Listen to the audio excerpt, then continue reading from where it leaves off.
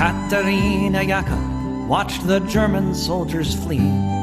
Streaming from the east, that's what she was seeing. Allied bombers flew above them. She thought they all might die, and then soon there was the silence of all the SS men.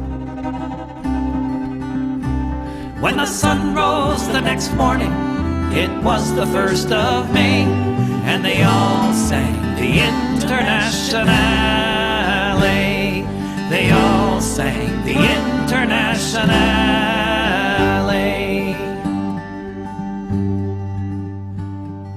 Katerina Jaka saw red flags flapping in the breeze above the Russian tanks, and she fell upon her knees.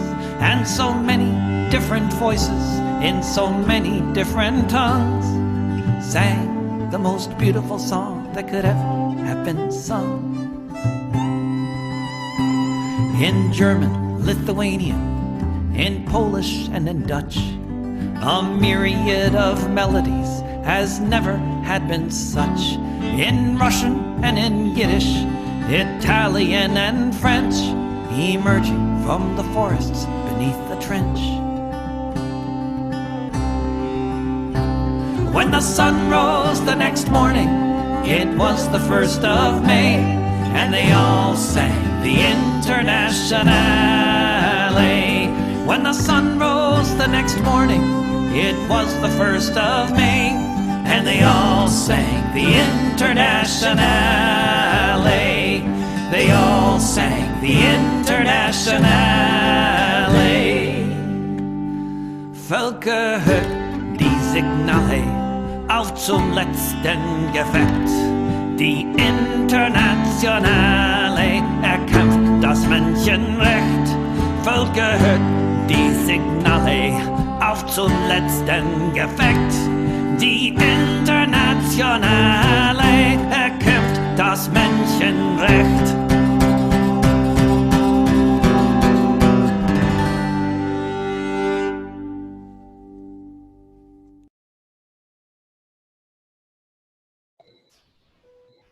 Hello and welcome to Revolutionary Socialist Review. This is Chris Driscoll, and along with me is Rainer Shea. Give me a second here.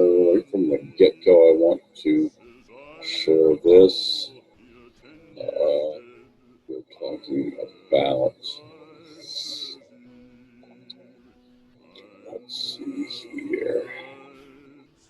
We're talking about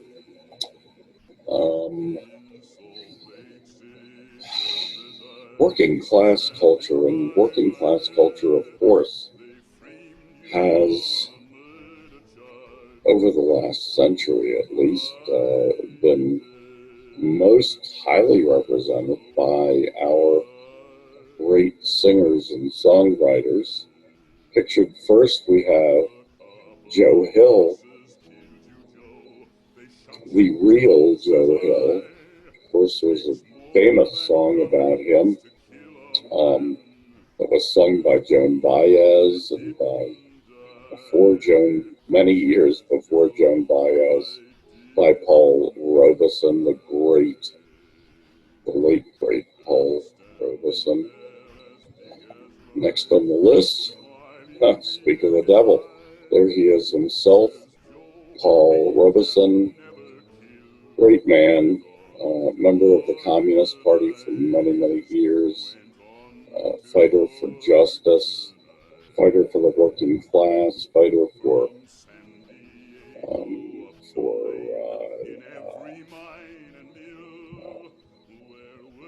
fighter against racial discrimination, fighter for black rights. Paul Robeson, he was hounded in the 50s and through the early 60s. He was hounded by the FBI, hounded by U.S. government agencies, and they made his life a living hell. But he was a wonderful man and a stupendous singer as well as being a great movie star. He's in some great movies. One of my favorites is The Emperor Jones, which I still watch on occasion. You can see it. Next, of course, there was Woody Guthrie, Arlo Guthrie's dad. Woody Guthrie, also a member of the Communist Party. This machine kills fascists. I love that. He has that sign on his guitar. He actually had another guitar, old beaten up guitar that sounded great, had holes in it, but it had scratched in it. It had, "This machine kills fascists." And of course, what was meant by that was that his songs kill the whole idea of fascism. That's what he was out to do with his music. Of course, during World War II, which he lived through, and he was a singer through, he inspired many young men, young women who went off to war to fight fascists, to actually kill fascists. Woody Guthrie, of course, probably most well known for "This Land Is Your Land, This Land Is My Land," from California to the New York Islands. Great songwriter, a lot of stupendous songs. "Good Night, Irene," I think that's my favorite Woody song. "Good Night, Irene, Irene, Good Night, Irene." Oh man, I love that song. Anyway, these people were inspiring working class people. They were inspiring people in the labor movement to fight on, to fight for justice, to fight for a better life for working class people. Next on our list, of course, Pete Seeger. Pete Seeger, another one. He did a lot. He was good friends with Woody Guthrie, and I think they played together occasionally. Pete Seeger lived a long, long time. He just died a few years back, and stupendous folk singer, world renowned. Did a lot of great stuff in his life. He devoted a lot of his later life to saving the Hudson River, cleaning up the Hudson River and the Hudson River Valley, which was his home. He did a lot of great work there to make the Hudson a better, cleaner, less polluted river, and to stop pollution of the river. Next on our list, of course, is David Rovics, Dave Rovics. This is Dave at the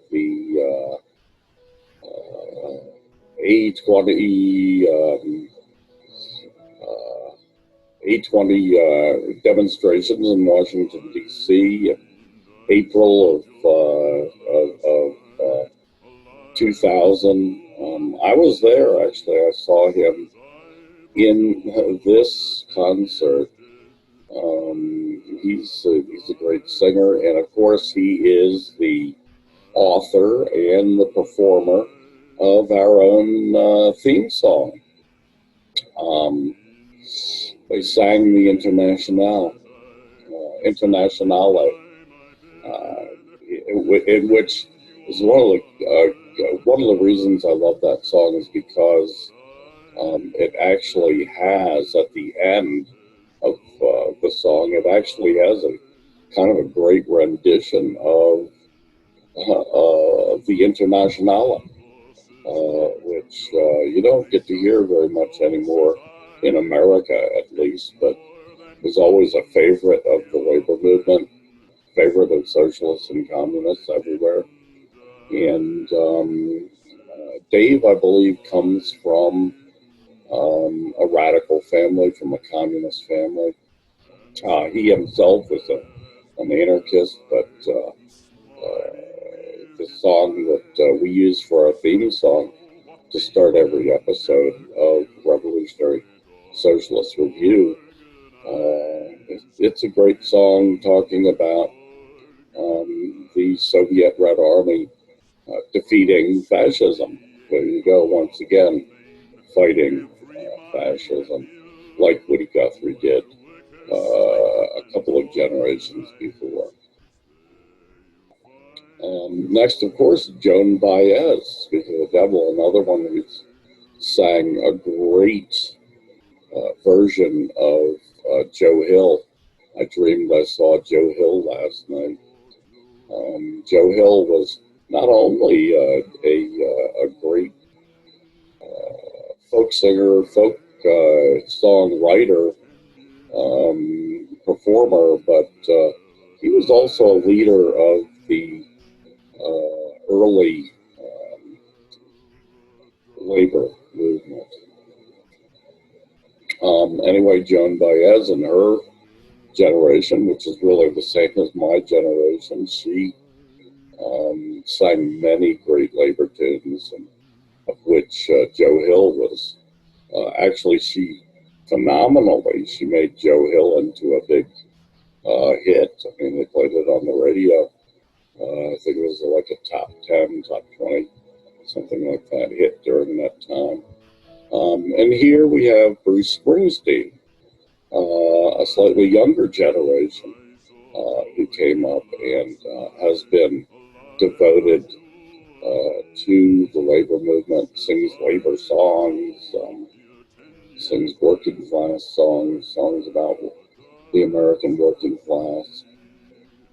A lot of people probably don't realize that he's every concert he does, he donates $10,000 from the concert to the local labor movement, to the local Central Labor Council, wherever he's playing, which I think is a pretty damn nice thing. I mean, it's no real skin off his back. He's not going to the poorhouse from that contribution, but it's the thought that counts in this case, and it's what it does to raise the spirits and inspiration of the working class movement in this country, which we sorely need, because there are very few out there who do bring or create new working class culture. Another one, also from the same area of New Jersey as Bruce Springsteen, is John Bon Jovi.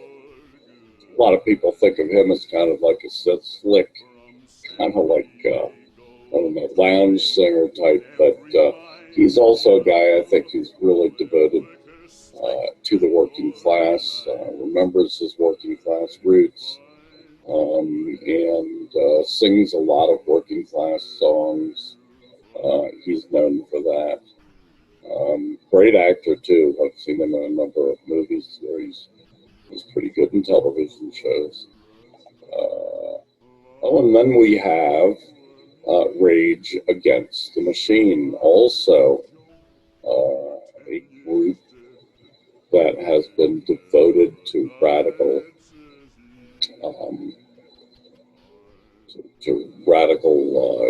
movements, to the working class, to the labor movement. Let's see, so our tradition, although it's kind of thin these days, it's not what it once was. We still have a few out there. Patti Smith, I'm sorry I didn't get a picture of her, but Patti Smith's another one who devotes a lot of her time to the working class and the labor movement. And this is Billy Bragg, a Brit. People in the United States may not even recognize him, but he's very famous in Great Britain, really well known, and sings labor and working class songs, and devotes a lot of his time to working class causes, working class movements. So there you have it, the labor movement. the working class, and some of our musical culture. We have other kinds of culture as well, but this music has kind of been a standout for the labor movement in the 20th century, and even going into the 21st century with people like Bruce Springsteen, John Bon Jovi, and Billy Bragg.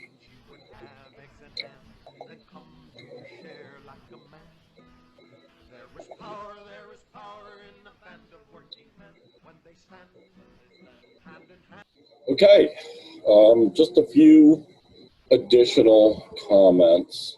You'll notice, first of all, that this first episode of this series is lacking in several ways, and that's because I intend to go on with future segments that will feature some of what is lacking in this one as far as working class culture. First and foremost, of course, is hip-hop and rap music, which is the working class culture of the black working class youth, but has spread throughout the world to multiculturally and embraced and accepted by many.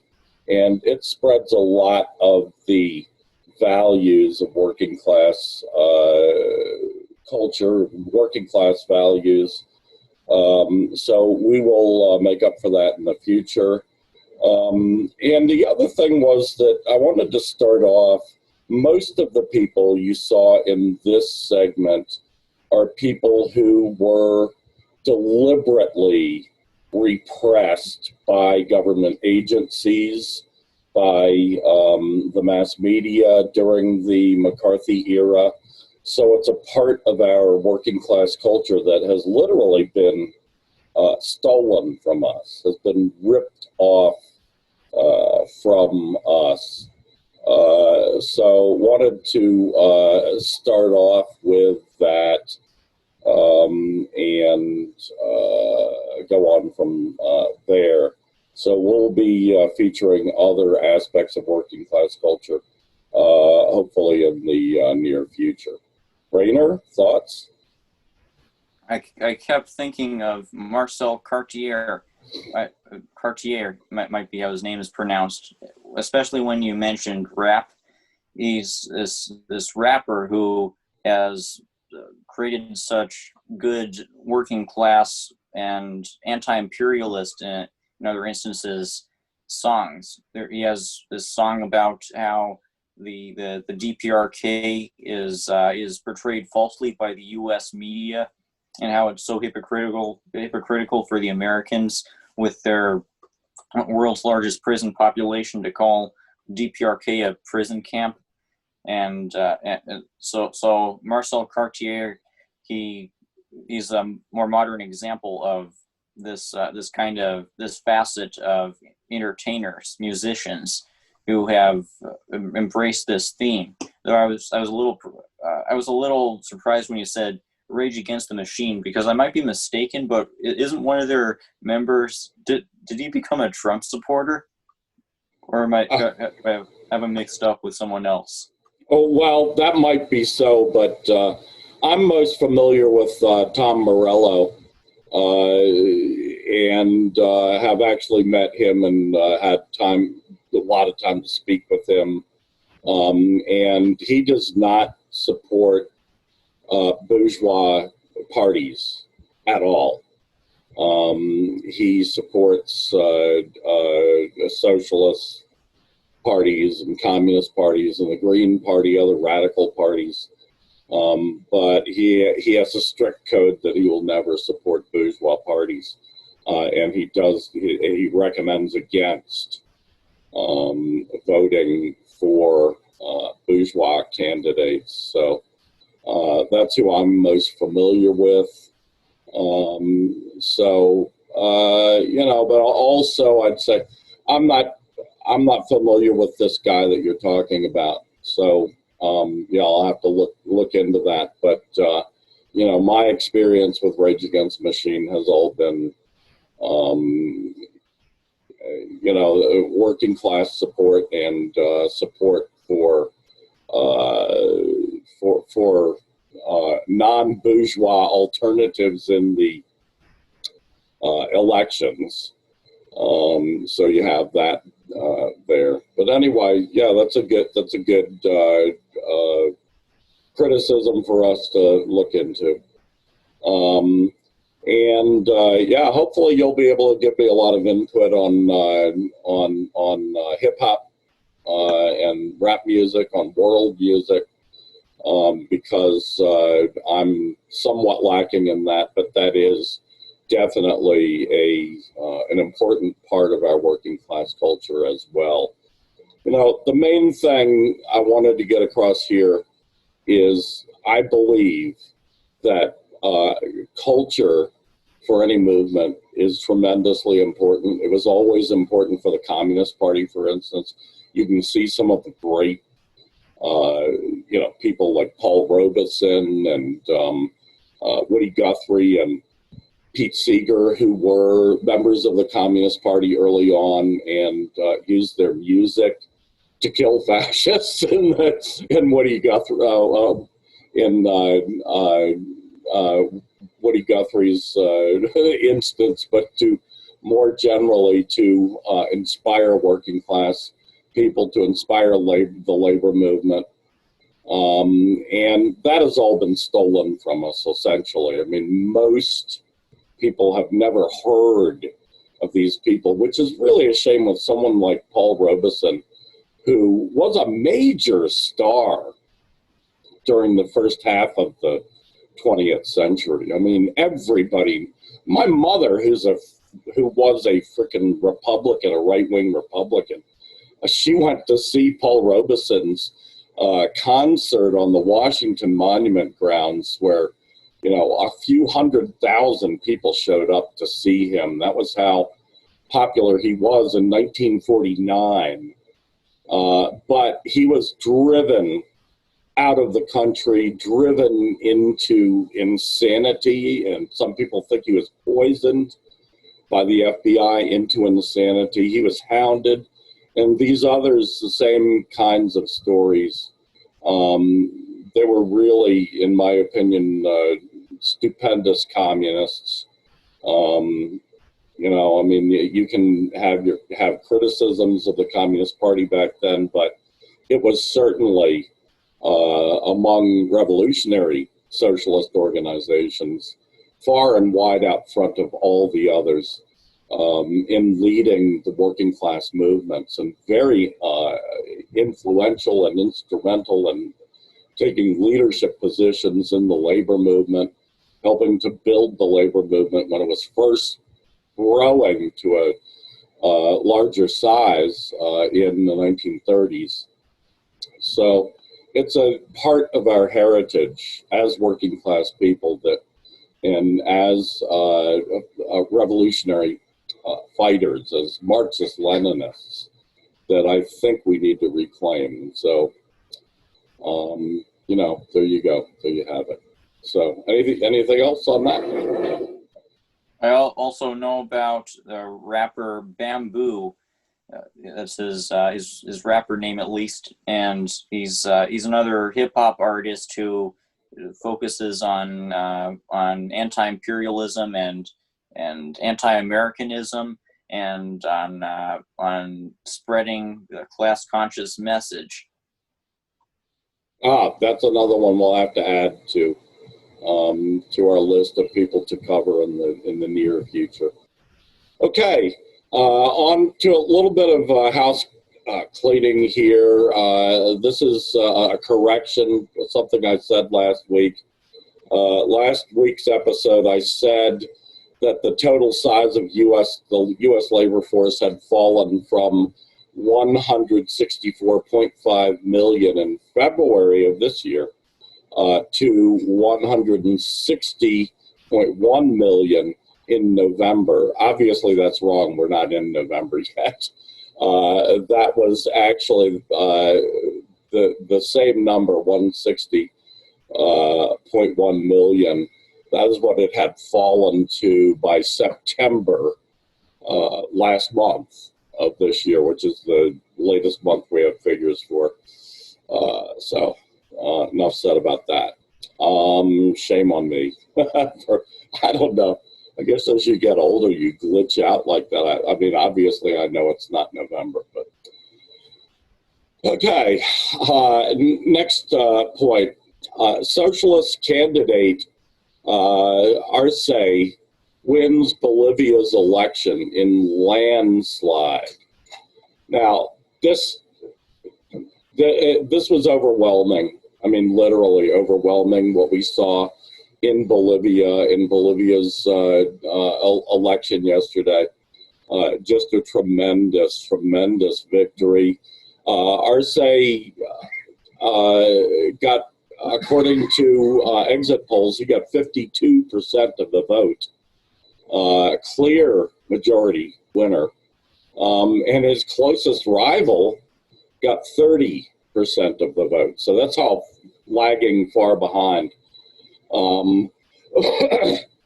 Today, the Arce claimed victory and had a victory celebration on television, and in front of a big crowd of cheering, celebrating working class people in Bolivia.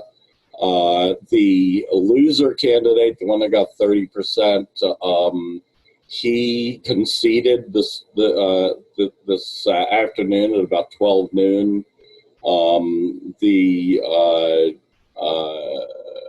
acting president, Agnes, I think her name is, she conceded also that the left, that the movement for towards socialism had won the election fair and square. Of course, the deposed president, Evo Morales, also came out congratulating Arce and congratulating the people of Bolivia for this huge victory. Now, this is obviously not going to be the end. Just because the local bourgeoisie in Bolivia and their funders and backers in the American government and the American empire lose, doesn't mean they give up. And also leading up to this election, there were a lot of clear violations of violence visited against these people. The Gray Zone crew, Max Blumenthal and Anya Parampil, and Ben Norton went to Bolivia starting last week, and they covered both the right wing and the left wing, and they've been sending out reports of how when they went there as official observers, invited to go to observe the election by the official election commission of Bolivia, and yet they were hounded everywhere they went by right-wing forces, multiple threats of violence against them, thankfully none that was carried out, but a lot of incitation of violence against them in the right-wing media. Of course, the right wing represents less than 10% of Bolivians, yet they own most of the media because they are backed by the bourgeoisie. So there you have it, Rainer. Your thoughts? I was surprised that they've been able to win, because in these last couple of weeks, the government has been taking all these steps to try to rig it, but it's clear that these steps have been haphazard. You look at how they initially tried to accuse Arce of having violated some rules for a clearly BS reason, and the court didn't accept their case because the court didn't do what they wanted because it was clearly BS. And apparently the paramilitaries started a plot. They were planning to create false flag bomb threats that were going to be blamed on the socialists, but they didn't carry it out. And then in these last few days, they've been arresting election observers and excluding important people from the country and engaging in censorship, intimidation. But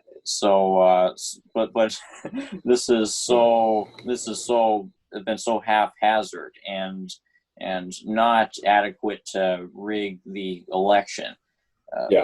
I mean, Donald Trump is doing a better job, to his credit, of trying to rig his own election than the Bolivian right has done. So so the regime has proven itself to be too weak to overcome the will of the people in this respect, and this has been won through many months of these people putting their bodies on the line and protesting and engaging in blockades to try to force the regime to hold new elections. And in August they succeeded, and it was like I said, the regime has proven itself to be too weak to overcome this. But we'll see how it goes in the coming months, because since the good news, I think, is that since they're too weak to have rigged the election, they won't be strong enough to prevent transfer of power now. They won't be able to prevent the Áñez regime from being replaced by the MAS. But in the coming months, I'm sure there's going to be lots of disinformation from the imperialist media. Already in these last few weeks, there have been U.S. headlines from outlets like the Hill that have characterized the MAS as something that represents criminal interests, that they have ties to cocaine traffickers, things along those lines. So in the coming months, we might see a continuation of this Bolivian socialists are drug dealers narrative, with the purpose of carrying out. I mean, what are their options now? They've already delegitimized their whole right wing coup operation, and the horrors of the last year under Áñez have been exposed, and the fraudulence of the anti-socialist campaign that they've been waging has become so clear. So what are they going to do now? Are they going to try to fabricate some new narrative about, say, electoral fraud, or accuse the new president of being a narco terrorist like they did to Maduro? And then they might do something like an attempted color revolution, or I mean, if I were an imperialist, if I were an imperialist who worked at the State Department, I'd be racking my brain, because I can't think of a viable option. You're right. Okay, next on the list, the need to prepare for America's coming chaos. Rainer Shea. Yes. I've been trying to figure out the practical steps that we're going to need to take in order to survive and have our movement succeed in the coming years of social collapse in the United States. In the coming years, we're going to be faced with really an acceleration of the conditions that we've been experiencing throughout this last year or so, as the economy has collapsed and police brutality has escalated, and the government has used Gestapo style tactics to arrest protesters.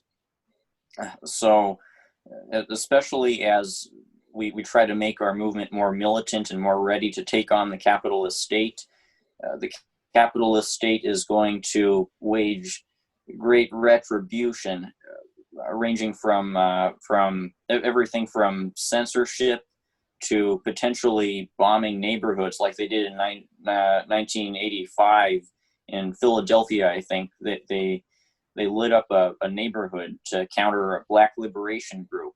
So we can't count them out doing something like it again.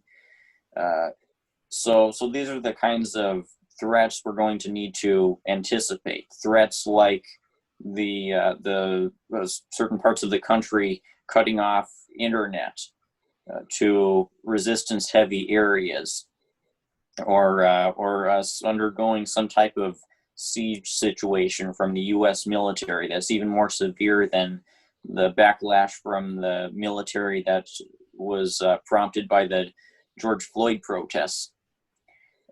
So I recently discovered a series of articles from something called the Indigenous Anarchist Federation, and they give revolutionaries, I guess it can apply to both anarchists and communists. They give us advice on the kinds of supplies we're gonna need. These supplies include tourniquets. They have an article about the tourniquets and the combat bandages and other medical supplies that we'll potentially need if we get like if I were to get stabbed or shot in a survivable area. I'm sure a tourniquet might come in handy.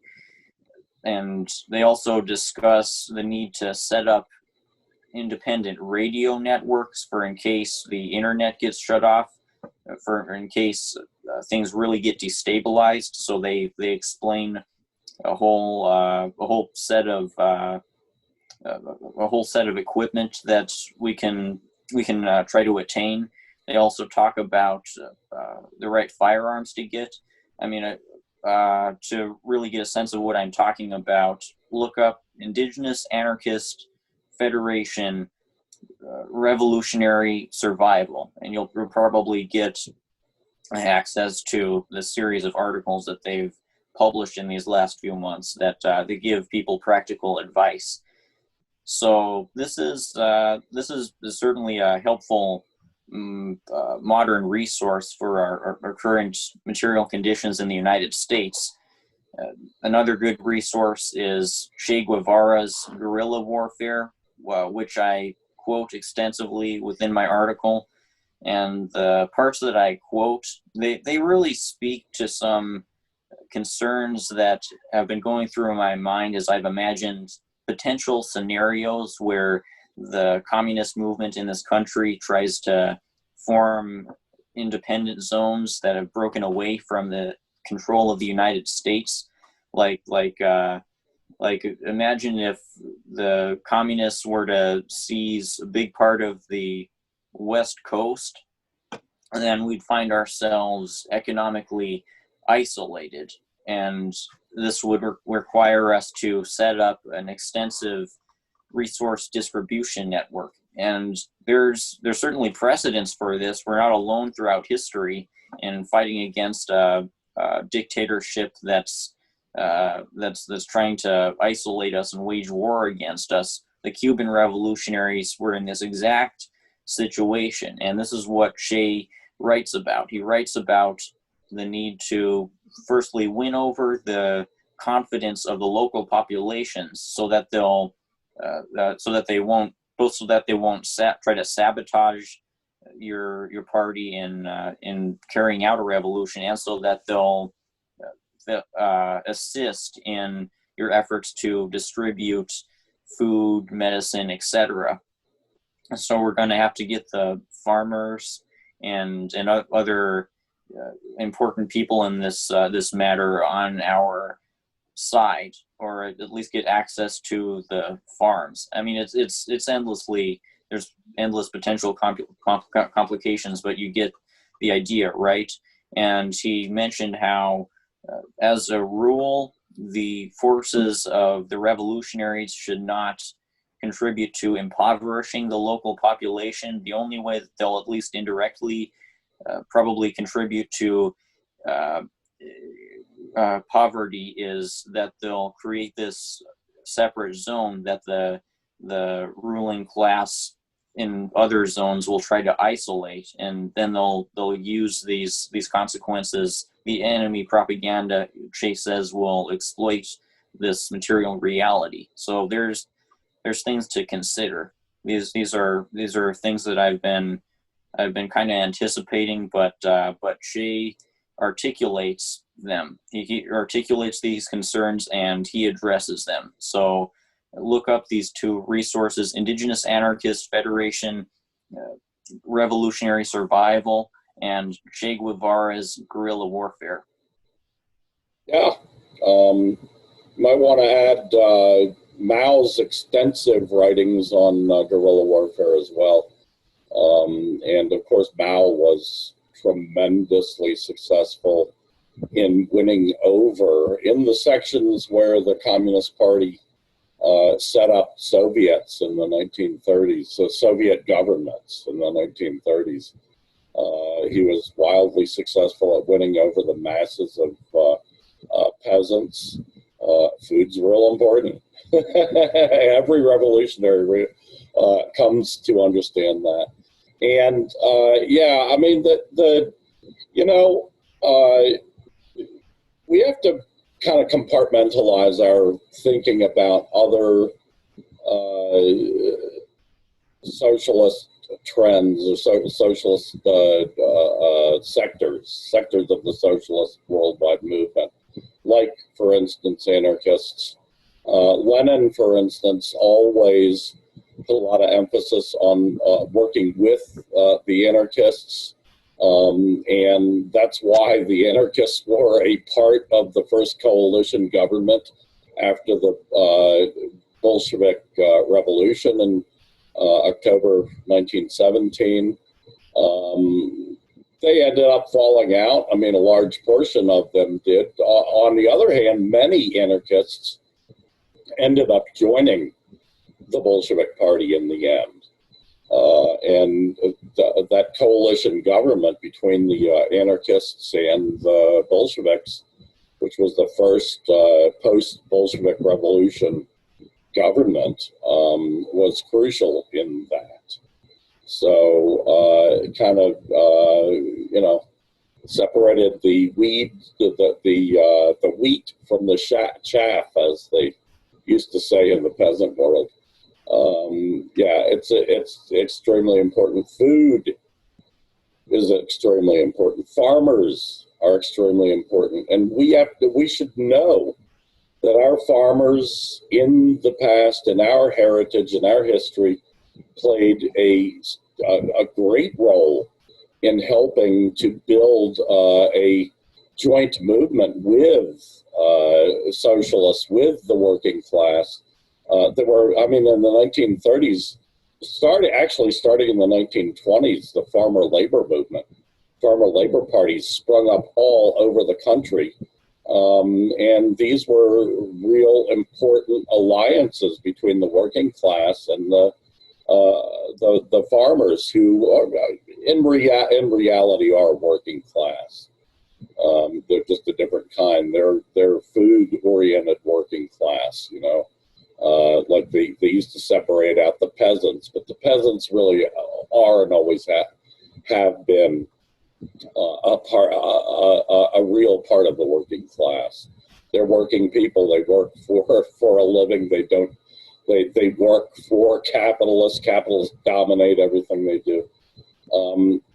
There's no reason not to believe that that kind of coalition can be forged in the future. Both a coalition between Bolsheviks, American Bolsheviks, for instance, and farmers, and between American Bolsheviks and the anarchists, which is a pretty big current these days among the far left in the United States. So, yeah, all great points, Rainer. Next, we have Kamala Harris, A Heartbeat Away. This is in reference to a couple of articles that came out this week, one from the Black Agenda Report from and the other one, a new book that just came out by Caleb Maupin. Caleb has been on our show a couple of times, so long-term listeners will remember Caleb. We talked about him from time to time, both our appreciations of what he does, we think he does right, and our criticisms sometimes of what we think he did wrong. But this looks to be a really stupendous book. I got my copy in the mail today from Amazon, which is the only place I think that he's selling it. This book, anyway, an article from the Greenville Post, that's G-R-E-A, with an A, not two E's, A, and V-I-L-L-E, Post, P-O-S-T. You can look that up on your DuckDuckGo it. That's what I'm going to say from now on, or Google, or Yahoo, or whatever search engine you like. Look up the Greenville Post, and you'll find this article by Max Perry. The article is basically a review of Caleb Maupin's new book on Kamala Harris. And it looks like a real tour de force. It's a short book. I think it's only like about 130, 140 pages long. But it goes into Kamala Harris's early life, her relationship with her father, who was a Marxist professor of economics originally in Jamaica. Of course, Kamala Harris is Jamaican and primarily Jamaican from her father's side, and Indian from her mother's side. Her mother is from India. And she had a really bad relationship with her father. And Caleb raises the psychological issue that Harris's ultra-right-wing liberal politics could be a reaction to her father. Now, her father was when he emigrated to the United States, he was part of the New Left in the United States. So, I'm much familiar with the New Left myself, having grown up in the New Left era. There's a lot that we should learn, a lot that we should criticize. I was going to originally have another segment on this episode about the New Left and its relationship to the CIA, how the CIA essentially created the New Left, and what its purposes were. Its purposes were really to ice out the real communists in America that were dominant in the movement back in the day, before the 1970s and late 60s, when the New Left started up. But Kamala Harris's father was a member of the New Left. And of course, the New Left has moved the left in a direction. It's been an utter failure because you don't hear much. Most of its leading lights of the 70s are no longer with us. But it has led, and I think under the CIA's direction, has led the left in a direction away from the working class, to where most of the left today has no contact at all with the working class. Unlike the old left, like the Communist Party and the Socialist Party in days of old, that were a part of the working class, the New Left has alienated itself in every way it possibly could. Identity politics, for example, deliberately splitting up dividing the working class and driving the working class away from the left. So her father, although he's called a Marxist or a Marxian, he was that kind. Her father was influential with Michael Manley, who was the prime minister of Jamaica in the 70s and 80s. And he was a social democrat who was pretty radical for his time and led Jamaica for a time in a really good direction, in a kind of a socialist direction, kind of like what the Bolivarian movement has done in Bolivia and Venezuela in the 21st century. So there's that. That's the good side of this guy of Harris's. I think his name is Michael Harris or something like that. Harris's father. But Kamala Harris grew up having a kind of reaction against the new left and her father's politics and all of that, and moved in a direction, in a real right-wing direction of embracing imperialism, capitalism. She calls herself the top cop because she was the Attorney General of the state of California. Prior to that, she was the DA of San Francisco, of the city of San Francisco, and she put tens of thousands of black people, mostly black men, in jail on trumped up charges, on marijuana charges, for fuck's sake. Just a vile, vile creature. I'm going to be reading this book by Caleb, and I'll get back to people in the future episodes with more on it. But yeah, and then the article from the Black Agenda Report has a lot of good information. So look for that as well. The article on it's titled "Kamala Harris, a Heartbeat Away."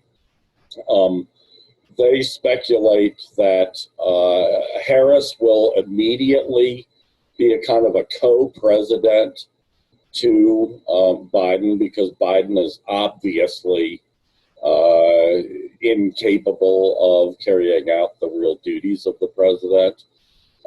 So she's a real threat right from the start. And then, I mean, there's the obvious thing that at 79 years old, Biden is way too old to be being president. There should not be a 79-year-old president of any country in the world. Most countries in the world don't have 79-year-old presidents. Anyway, this particular guy is obviously senile, obviously incapable, and Kamala Harris is like a dark horse, and she's really a scary, scary human being. A real embracer of the worst parts of the capitalist imperialist juggernaut. And Rainer, you've been bringing people up to speed and apprising them of the real threat of fascism in the coming years, as the bourgeoisie gets more desperate. And in my opinion, I think in Black Agenda Report's opinion as well, Kamala Harris is poised to play a real leading role in bringing that kind of fascism about in the United States. They gave a lot of information about how she was deliberately groomed by the Clinton wing of the Democrat Party, by the Clinton Foundation, by Bill and Hillary Clinton, to become president. So it's pretty scary stuff, this woman. She's a much bigger threat than Biden is, obviously. She's got all her faculties. She's a very smart woman, very intelligent. And she is an utter mortal enemy of the working class. an utter mortal enemy of black people everywhere in this country. Look at the way she has built up the entire capitalist apparatus that has imprisoned and oppressed black people in this country. Is really a terrible human being, and we should get ready for her becoming the actual president and the kind of de facto president under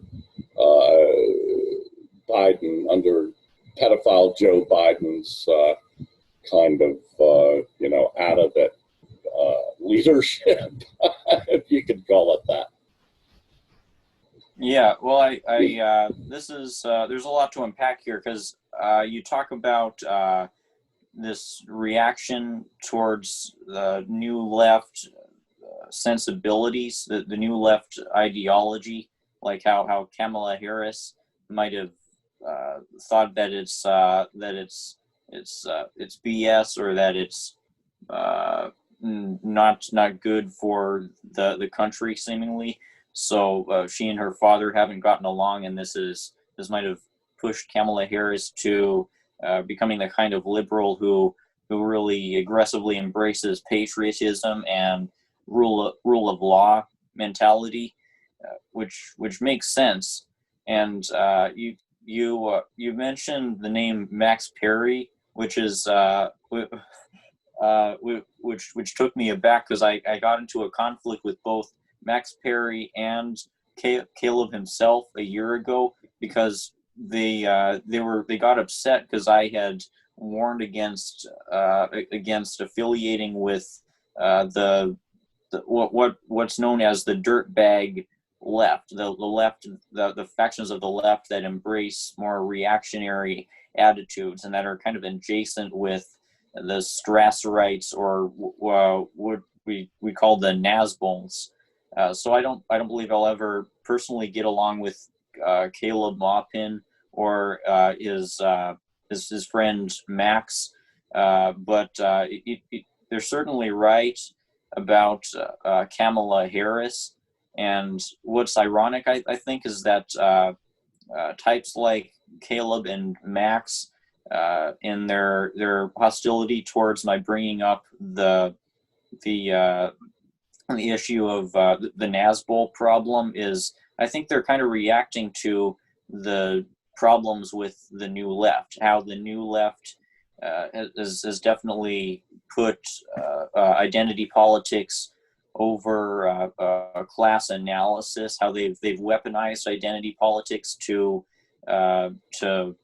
push out the pro-working class factions.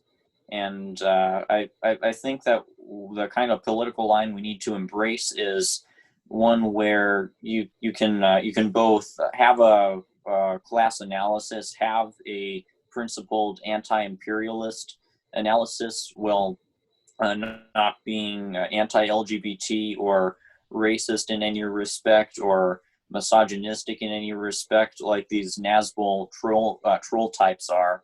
Because so this is the lesson to take away from it. The lesson to take away from it is not to do what Kamala Harris has done, which is lock up black people, lock up poor people, as a reaction to this apparent sense that we're losing law and order in this country because of people like my father, people who have a flawed political analysis. His analysis is so flawed, this country is going to go to hell. We got to lock up more of them. Yes. Well put. Because this has always been my line. The oppressed sectors of the working class, and I say working class because a lot of these oppressed peoples, they also have, bourgeois sectors of their own. They also have petty bourgeois sectors of their own. The petty bourgeois sector, for instance, in the black community is pretty small. It's about 15% of the black community, but they're incredibly influential in Democrat politics. I mean, they're, you know, the go-to House blacks, you know, like I won't use that N word, but in the black community, they used to say the House N, you know, meaning the house slaves, the ones that were always got better food, you know, they got better scraps off the table, they got better treatment, they wore better clothes, they didn't have to work out in the field. These are the modern black petty bourgeoisie is the modern version of the house slave. And they're totally beholden to the slave master. They're totally beholden to the capitalist class. So that's why I limit my thoughts to the black working class, which is tremendous. I mean, it's, you know, definitely 85% of the black people in this country.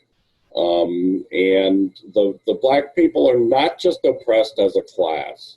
We need to understand that. They are also oppressed through racism, through colonial, you know, neo-colonialism, or through imperialism. They're doubly oppressed in that way, and if they're female, they're triply oppressed, because they're oppressed as women as well. And this same goes for Mexican Americans. Otherwise, I call them Chicanos. Maybe that dates me, but you know, Latinos. No. But to me, the Chicanos is a real nation in America, the Chicano nation. You know, and when you speak of the emerging, out of our revolution will emerge these nations. These, you know, if they have to be given, recognize their independence, and within their independence, if they want to come over to socialism, that's their concern. I think they will, because they're really on the vanguard of the working class. Yeah, and we have to recognize, too, that there are reactionary elements in the working class, particularly the aristocracy of labor. You know, I understand where Caleb's coming from, because the aristocracy of labor these days is shrinking. By leaps and bounds, it's shrinking. So, you know, some of these people, you know, they still have the thought patterns of the bourgeoisie and petty bourgeoisie. It's like they, you know, they're what's that word they use about they're disenfranchised, they're abused capitalists or whatever. Internalized oppression. Huh? Internalized oppression. Yeah, well, there's a term that they use for people who think like the bourgeoisie, but they're working class. You know, those are real people. Bootlicker. Not bootlicker. No. It's an actual. It describes their condition as they think of themselves as capitalists, but capitalists that are unfortunately, you know, not in a position of having lots of money right now. You have to laugh at these pathetic idiots, but there are real people like that. So I understand Caleb and Max, their wish to appeal to those people, but, you know, I don't think this is the time, personally. And it's unfortunate that you and Max and Caleb got into it in a flame war, I guess it was. I remember just on the periphery hearing about this. But, yeah, I mean, I still value a lot of what Caleb and Max have to say. I criticize that aspect of their you know, thinking. In fact, I haven't heard much. At least I don't follow Max as much. I just see his articles occasionally. But I criticize. I mean, I have not seen Caleb even talking about this left-right coalition bullshit very much anymore. So, you know, maybe he's moved past it. I hope. Let's hope. In the meantime, this book, you know, it looks like it's going to be pretty good, and I think I'll particularly value the section. It's in 3 sections, and the first section is about her childhood and growing up. The second section is about her her career as a pig, as the top cop, and the third section is about her relationship, or you know, anti-relationship with the New Left, and about the history of the New Left, which I think is in and of itself is a valuable thing, because we really need, you know, I mean, back then at my age, I read a lot of these people, Herbert Marcuse, you know, for example, who Caleb writes a lot about in this book, extremely influential. Of course, I read his books because everybody did in the left back in those days, in the 70s, you know, and late 60s.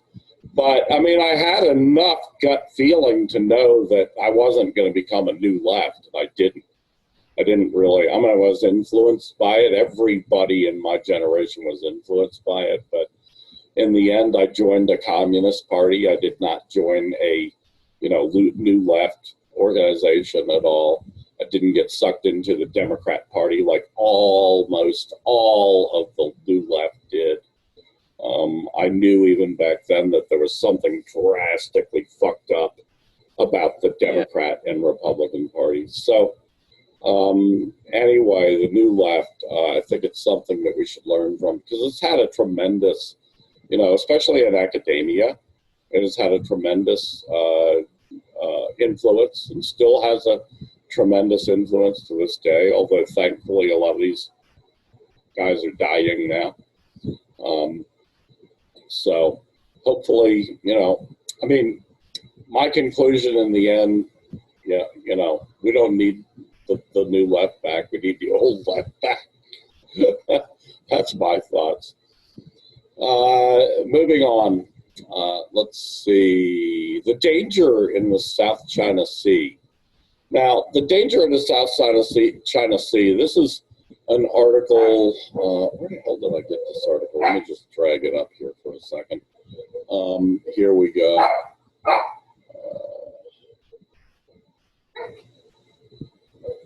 Just a second. Here we go. The danger in the South China Sea. This is from Consortium News. I've talked about them in the past. Consortiumnews.com. And it's by Anne Wright. Anne Wright, I have a lot of respect for her. She was a colonel in the military and attached to the diplomatic corps for several decades, and she quit in 2003 in protest over George Bush's invasion and occupation of Iraq. She was really against that, and she became a big part of the anti-war movement after that. So I saw her speak many times. I get the chance to meet her and talk to her a few times. Anyway, she's done this really fabulous article. It was originally in Common Dreams, and you can find it in consortiumnews.com. The Danger in the South China Sea, published October 16th. And in it, she goes in depth into the ways that the U.S. government has been using its military to threaten China, how it's been using its diplomatic corps to insult China in Taiwan, which China sees as a province of China, which it is a province of China, and especially in the South China Sea. We were talking, I think, Rainer, you brought this up about the Pacific Indian, the Indo-Pacific Command of the U.S. Department of Defense, and she hones in on the Indo-Pacific Command as a focus of her attention that is being used to try to intimidate China. She points out that the U.S. has 400 military bases ringing China, that the U.S. is a major, major threat to China, and using this threat to make threats against China in the South China Sea on a continuous basis over the last couple of years, and ramping it up now tremendously. Trump, as the election has come, has ramped up all these insults and threats of war against China by the American empire. And that this whole article, I'm not going to get too much into it because it's so dense with facts and figures. If you ever wanted to know about the military strength of the Chinese compared to the Americans, a couple of things though. The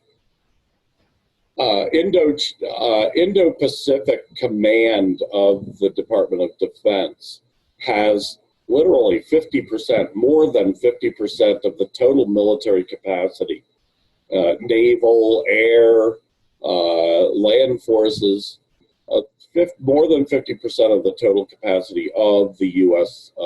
Department of Defense, of the U.S. military.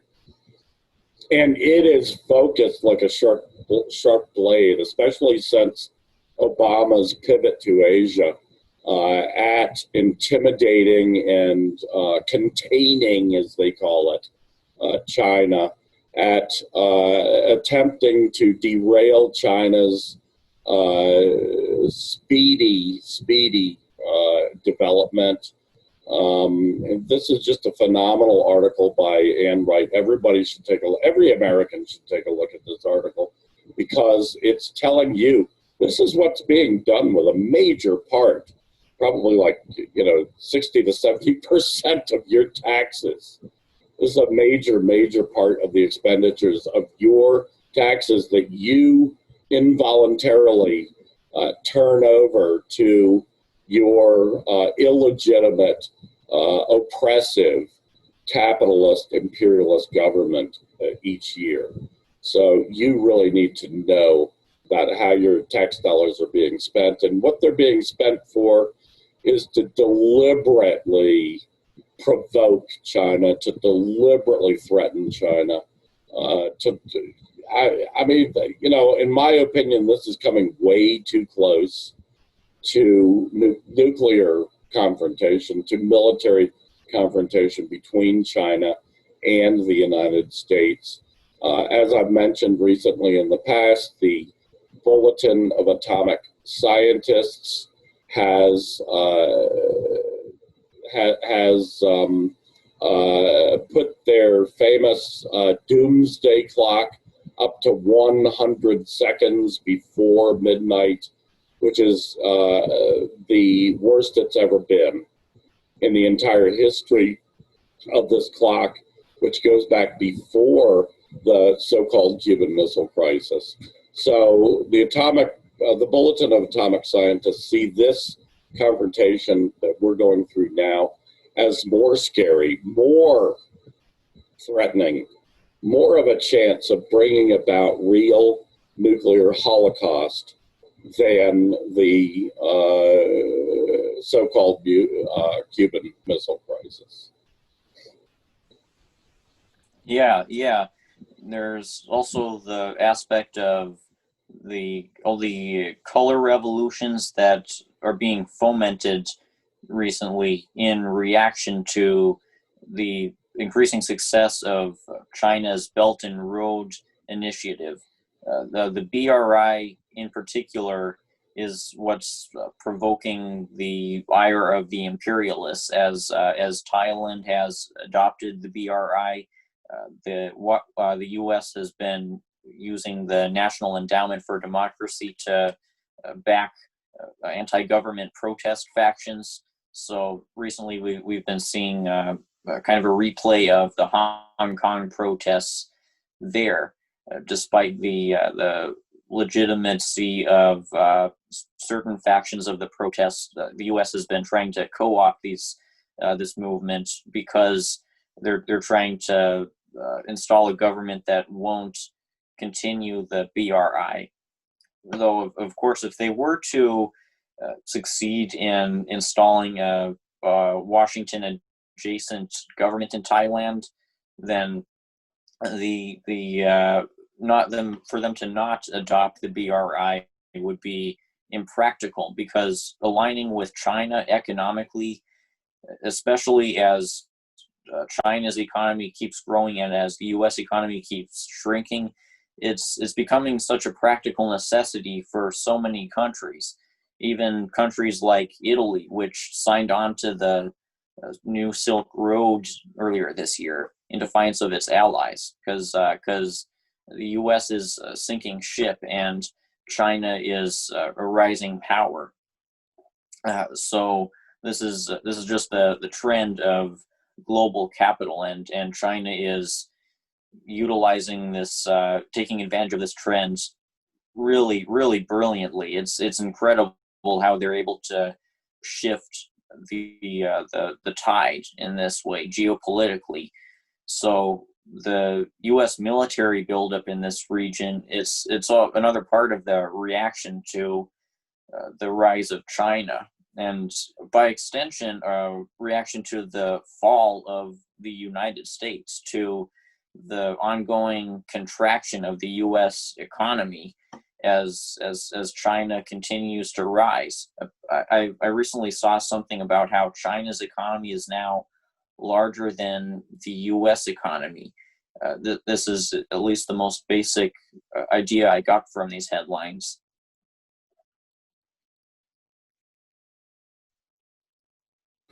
Yes, and that is coincidentally the topic of the next the next topic as well, China's growth. But yeah, I mean, China has a way to go, and they know they do. That's why their projections project out to 2050 as being the date when they will be, on true parity with the West. But they have a ways to go, not because they're not the largest economy. They are becoming, I don't know, maybe have become the largest economy, but they still have 4 times as many people as the United States, almost 4 times as many people as Europe, as the European Union. So the fact that they're a larger economy, they still got a way far to grow, because to reach American or European levels per capita, for every individual, they need to be not just the largest economy, they need to be 4 times the size of the American economy, and they're going to grow that way. So that brings us to the next topic 7, although I've switched things around so much that it might not be topic 7 anymore. It's whatever topic comes after the danger in the South China Sea. China's 4.9% GDP growth in the 3rd quarter is clear proof of the superiority of socialism over capitalism. There were several articles in the Chinese media and the People's Daily this morning, and the Global Times and the other major Communist Party newspaper in China, and a couple of bourgeois publications also covered this. But China's growth rate, after the devastation of COVID-19 in their 2nd quarter, during the 2nd quarter, China's growth rate fell down to about 3%, which is the lowest it's been in more than 50 years. So, and I mean, people will remember just in recent times, in the last decade, they've had like 16, 17% yearly growth rate. So a GDP of 4.9%, after having fallen as far as it did during the COVID-19, thing, and also the fact of just how China beat this COVID-19 back with less than 5,000 deaths a country 4 times America's size, and yet the United States of America has had more than, I think it's more than 225,000 COVID-19 deaths during that same period. So you compare less than 5,000 to 225,000, it's a big difference, especially since China's 4 times the size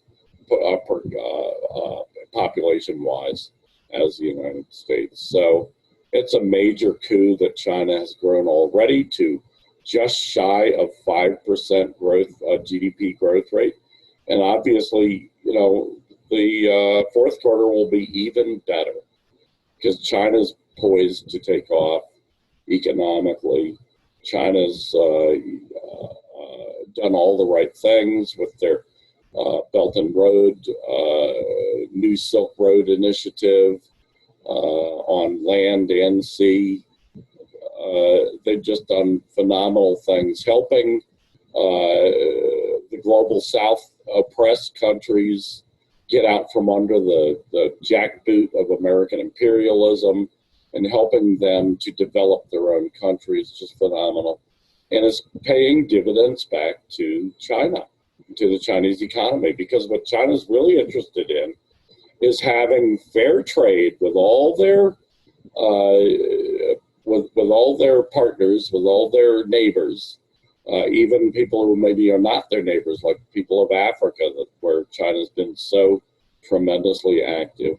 And Africa, an extremely rich continent, which the U.S., Europe, other imperialist powers have totally devastated with, first with slavery and then with colonialism, and deliberately caused the tremendous underdevelopment of this rich continent, which should be far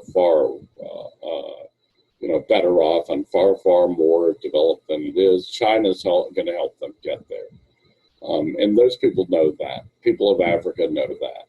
People of Africa would never turn to the United States or to the IMF or to the World Bank ever again for loans when they can turn to the China-based International Development Bank for the same kind of assistance, but at much fairer rates. Yeah, it's so important to point this stuff out because there's a cult within the communist movement that characterizes China as a capitalist imperialist power, or they say social imperialist when they want to sound more intellectual about it, and this is prominent within the Maoist factions, mostly within the communist movement I've seen. But when you look at an objective analysis of what China is doing, you get the analysis of Yanis very his name is he's Greek, I think, and I can't pronounce his last name, but Yanis, you probably know who I'm talking about. He has this clip where he responds to characterization of so-called Chinese imperialism, and he points out how what China is doing is fundamentally different from what the Western imperialist powers have been doing. And China has certainly not been carrying out coups within Africa. And China has not been engaging in the kinds of predatory loans that the West has for so long engaged in. The Chinese debt trap, that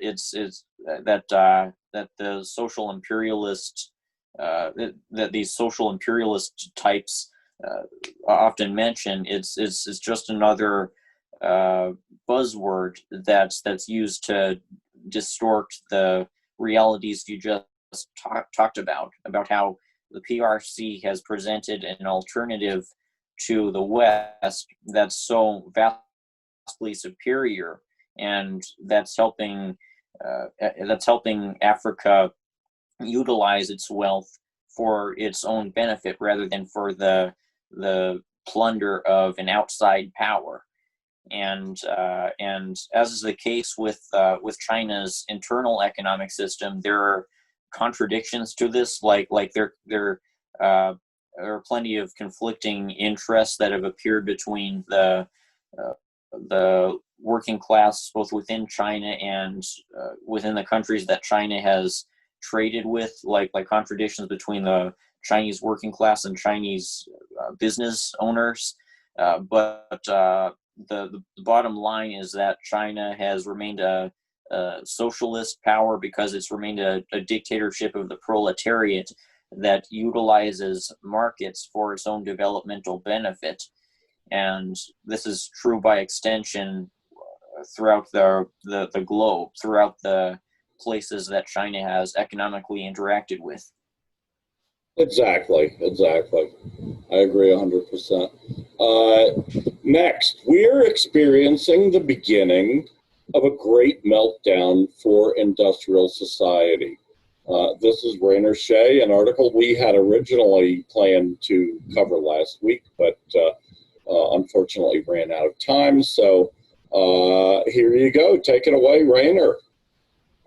Yeah, it's based off of the data from this video I encountered half a year ago on YouTube titled "Why Everything Will Collapse." And this video from a few years ago, it speaks to the kind of prepper paranoia that it's easy to fall into. And it turns out the preppers, they're right about a lot of things, because it's true, according to this video, that the climate collapse is going to rapidly accelerate in the coming years and decades, and also that there's going to be some deficiencies of resources that will appear. The video comments on how, due to a huge excess within global capitalist production of products, the world is going to find itself in some resource crises, particularly around rare earth metals, and how how there's going to be a variety of projected peaks for how much of these metals can be mined. I mean, you can look up my article to find the links that I'm referencing, but this is the basic idea that I'm getting at, that industrial civilization under capitalism is exhausting both its natural resources. That's both in terms of the resources that we mine in order to perpetuate our consumer society, and in terms of the topsoil that's used to feed the world. We're rapidly exhausting these resources. And now there's another thing that my article and this video talks about how the soil is getting ruined, and it's turning into not something that can be so easily farmed in, due to this massive excess of these farming practices. So basically, due to all the excesses that capitalism is creating, we're exhausting our natural capital, and there's really no way to get around these vast contradictions and shortages that our way of life has created. The good news is that it's not inevitable that we're going to regress into a post-apocalyptic agrarian Mad Max style society. This is you may have heard of James Howard Kunstler, who he's the kind of futurist who has has repeatedly projected that in the future there will be barely any electricity or cars or anything like that. But really, in recent years, renewable energy technologies have vastly improved compared to how they were in previous decades. I think we discussed this within one of the podcasts from the last month about how the message of Michael Moore's Planet of the Humans, vilifying renewable energy technologies, is fallacious and based in a narrative that's really outdated, and that Moore was just trying to feed into for his obnoxious sensationalist liberal rhetoric. So due to these realities, due to the technology that we have access to, we can avoid this total collapse of society and reorganize ourselves around a sustainable way of existing.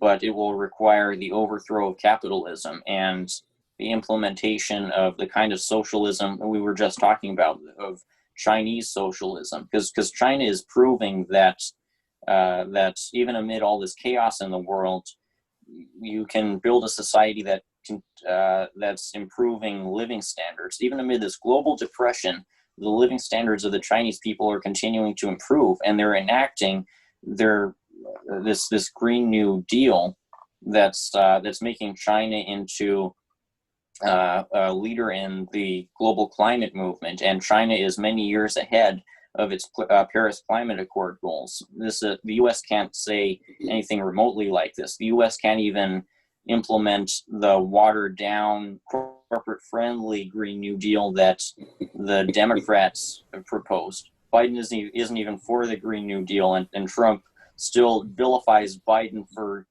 supposedly being for the Green New Deal. This is where we're at.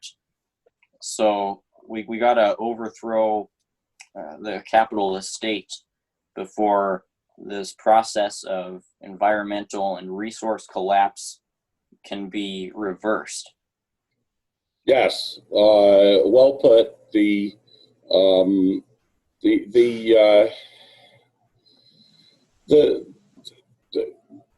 thing is that there's no reason we can't develop to a much higher standard of living per capita than we have today. We don't have to continuously fall in our standard of living as we have been for the last 40 years, as we, the working class, have been for the last 40 years. We don't have to come to an age where 20-something, they call them 20-somethings, the people in their 20s today are literally have 1/3 the buying power of people when I was in my 20s. I mean, I can go out to the grocery store and buy 1/3 more food on that income that I had when I was 20 years old. But you today, with an income that you can make on your own without your parents' help, and that's why so many working class kids and middle class kids rely on their parents to a much greater extent, to a much longer extent, because literally the standard of living has fallen. And that's our future under capitalism, just a small glimpse of it. We can develop, but we need to develop in much different ways, in ways that the capitalist is unable to embrace, unable to fathom. Cars, for instance. Really, private cars have got to go. I've been saying this for decades. Private cars are fucking ridiculous. Now, for most people in most parts of the country, they're forced to have a car. A working class person is forced to have some beater, old, fucked up car just to get to work every day. That's out polluting, and like a 25-year-old car that's half of its pollution mechanisms don't work anymore. We've got to get rid of private cars. If you need a private car for an afternoon or whatever, you should be able to rent one. But on a regular basis, we need public transportation. Public transportation is much less of an impact on the environment and much cheaper per capita, much better in every possible way. We need more emphasis on cities, less emphasis on suburbs. Suburbs are a blight on the land. A huge part of the reason that so much of our land has been devastated, so much of our animal life has been displaced is suburbs. I hate suburbs, I got to tell you. And I think suburbs have got to go. Suburban development should be outlawed, in my humble opinion. We need to grow up, not out. We need cities. We need to citify. We need to emphasize cities. That's what China's done. It emphasizes cities. It emphasizes public transit. They have the best public transit in the world. You'd have to be crazy to take your car from Beijing to, Sichuan or whatever in China, because taking the bullet train, the fast speed train, is so much faster, so much easier, so much cheaper. You just have to be crazy. But it takes a government, and that's what Chinese have. They have a government that directs this stuff, a communist-led government that cares about the people, that cares about the environment, that cares about not destroying the land that it's on. It wasn't always that way, we have to admit. We communists, we were slow on the uptake in understanding how devastating these environmental calamities are going to be in the future. But China's really come up to speed on this and is the world leader today in this, as you rightly mentioned. So, yeah, we need a totally different kind of development that is people-centered, not car-centered, not, auto manufacturers, auto billionaires centered. That's what we need. Anyway, and it is possible. Yeah, you said capitalism. The capitalists can't fathom this, and I thought Mitt Romney would be like, "But what will I be able to use my car elevator for?" Where will I put my dog? You remember the thing where Romney put his dog, strapped it in a cage, strapped it up on top of his car? What a fucking idiot he is. A Mormon. A fucking Mormon. Anyway, that's China. We got 25 minutes or so left. Actually, less than that, but only a couple more topics to go. The lack of social cohesion is the only thing preventing revolution. Rainer Shea, once again. Yeah. I observe in this article, I observe how much economic conditions have deteriorated in the U.S.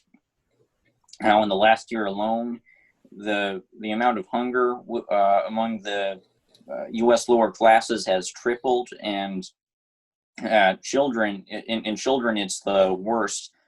Children in the U.S. are now 14 times more likely than they were a year ago to go hungry, and tens of millions of jobs have been lost, and wages continue to fall, and there's all this economic deprivation. But the thing is, there's been varieties of economic deprivation in the U.S. That throughout all of U.S. history, there's always been a class that's gotten the short end of the stick, and this class has been deprived of power because it's been deprived of the means to really get sufficiently organized to spread its revolutionary message. to get equipped to militarily take on the capitalist state. You look at the Black Panthers and how they seemingly did everything right, but after they were picked off by the forces of capitalist state repression, the socialist movement, the revolutionary socialist movement in the United States was replaced by the New Left, as you said.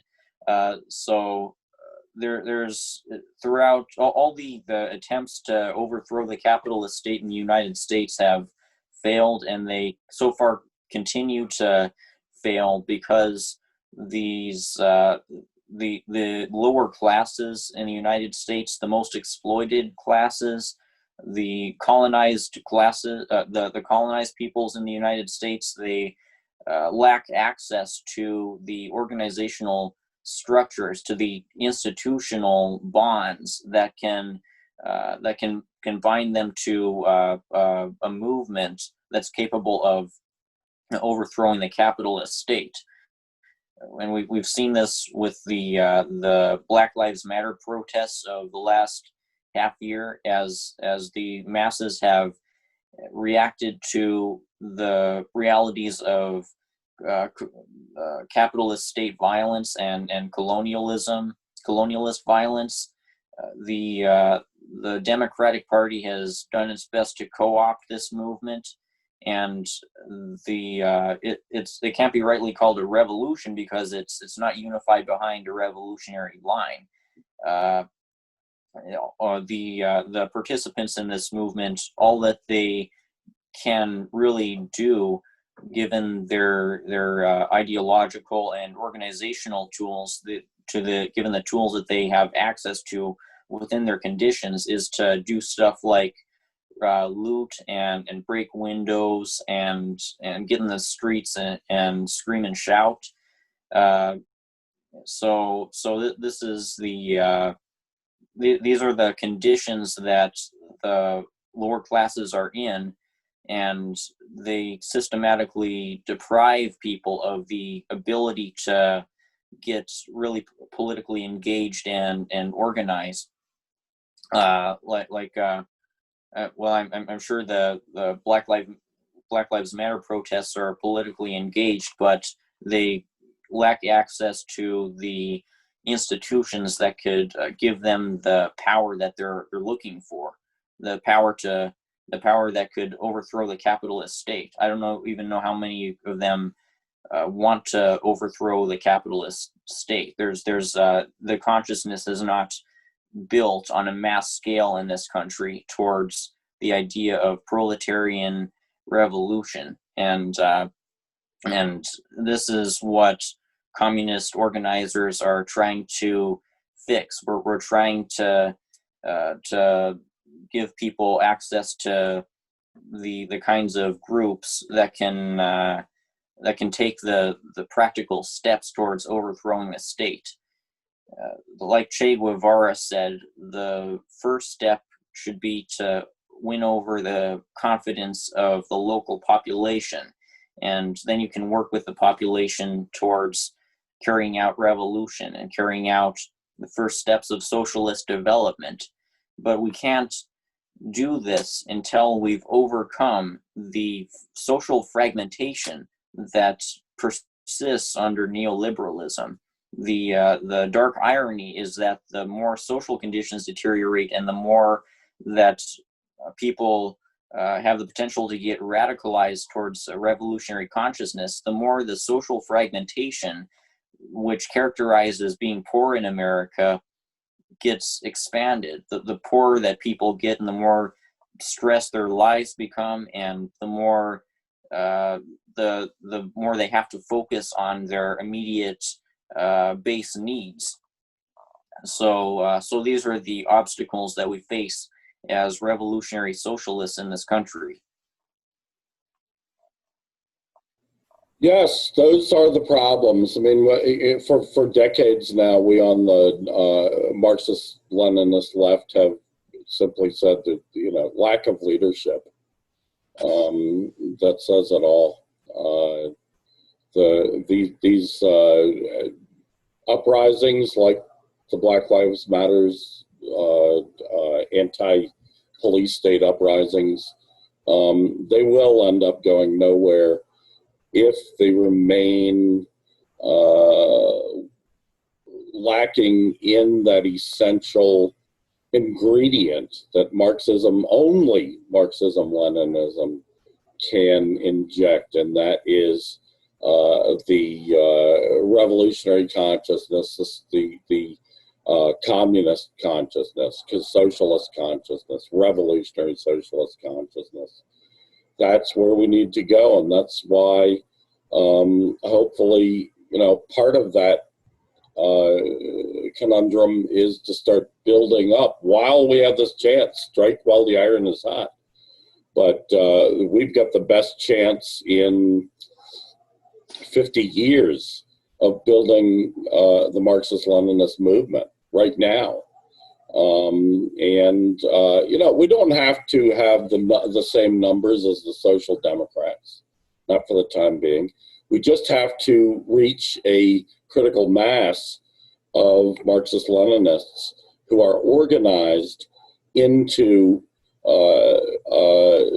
democratic centralist, authentic Leninist political organizations that can provide that spark of revolutionary ideology, that spark of the idea that just protest is not enough, just strikes are not enough.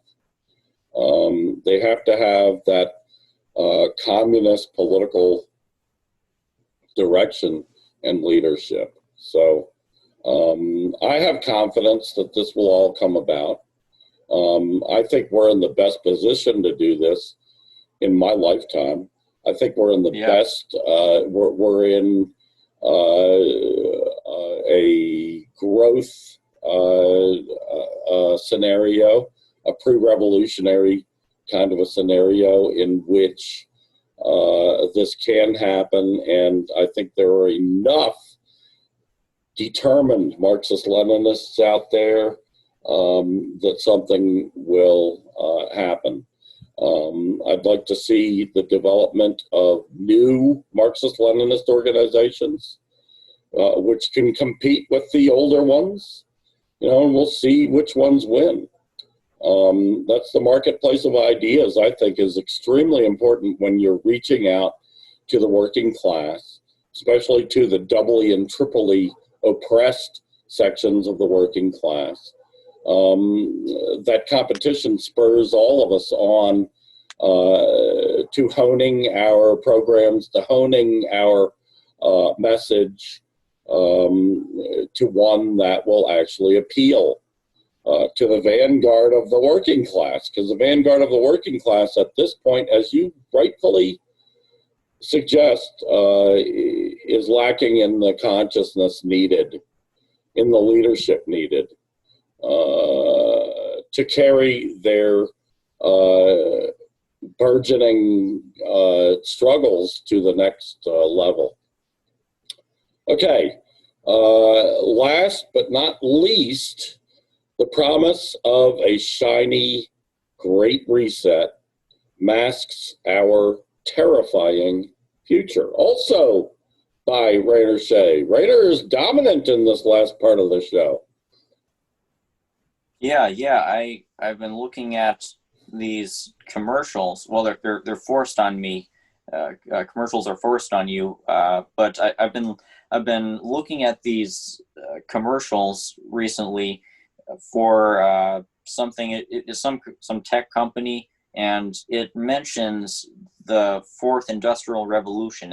I don't know which company it is, but it has this shiny imagery, and it includes the words, "Welcome to the fourth industrial revolution."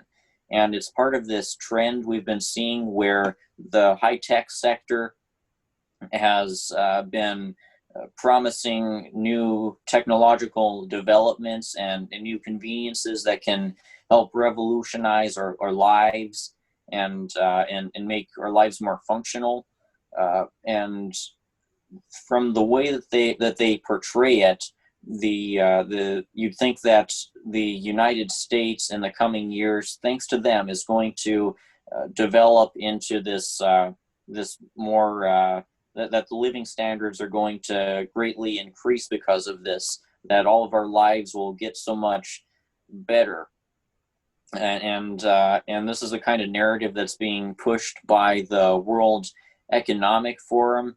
In the article, I mentioned how the forum put out this recent statement that says how like social justice movements can work with corporate executives to try to address these social inequalities. I mean, this is it's really absurd when you think about it for a moment, because they're asking us to believe that working with CEOs, appealing to these corporate boards, is going to substantially improve the conditions of our lives. Like, next they're probably going to say that that CEOs can stop police from killing people. So when you think about it for just a moment, it's the absurdity of this promise of a shiny new future after the pandemic, the promise of a better lives after what they're calling the Great Reset post-pandemic. It's absurd, and it masks the material realities of global capitalism. What's really happening, as we've made very clear in our throughout this show so far, is continued deterioration of living standards. What's happening is ongoing rising unemployment claims, at least in certain facets of the U.S. What's going on is deteriorating social welfare system. We've seen this recently in the ongoing delays of the latest COVID-19 stimulus package. These politicians are using it as a political tool, even though this is the livelihoods of millions of people in this country. And in other countries besides the U.S., it's even worse, because the IMF has been taking advantage of the pandemic to enact huge new austerity policies. It's using the pandemic and the global economic crash to accelerate its project to exacerbate these inequalities and to accelerate privatization and the cutting of social benefits and the freezing and reduction of wages. And this applies to 81 countries. In 81 countries, the IMF is now enacting these policies that exacerbate inequality. And this all ties in with the kinds of fascist aspects of society, which H.P. Lovecraft commented on. I quote H.P. Lovecraft in my article, and he mentions concentration camps, and concentration camps are certainly a rising presence in this 21st century capitalism. Recently, we saw how in these ICE detention facilities, people have been forcibly sterilized. We've seen how these horrific human rights abuses are taking place in the U.S. and in other capitalist countries, and it's H.P. Lovecraft's prediction about the future of plutocracy is being vindicated. He predicted how a plutocracy can only survive through what he called a military and emotional fascism, where the population is largely kept out of a workforce or hope for a meaningful or hope for good living standards, and a lot of them are put into concentration camps. So this is the dark future we're moving into, that's being masked by this these technocratic elites who advertise us a shiny future. Yeah, that was a beautiful quote, by the way, that you found from H.P. Lovecraft. Now, most young people probably have been unaware until quite recently of who H.P. Lovecraft was.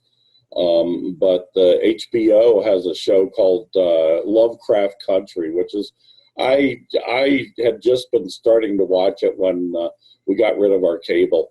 We went, we cut the cord, so to speak. So I haven't seen other than the first couple of episodes of that. But the first couple episodes look promising. But people, I think, because of that, are becoming aware of who H.P. Lovecraft was. But he was also a radical, a socialist, and a stupendous writer. Big influence on the science fiction and fantasy world, of which I've been a long time aficionado. The fourth, what do they call it? The fourth industrial revolution. Yeah, what a fucking farce. And its main leader is the guy who's the immediate past president of the Council on Foreign Relations. And if you know anything about the Council on Foreign Relations, it is a cabal of leading capitalists and their toadies. When I say toadies, I mean the politicians who do the bidding of the capitalists, of the billionaires, in other words, and the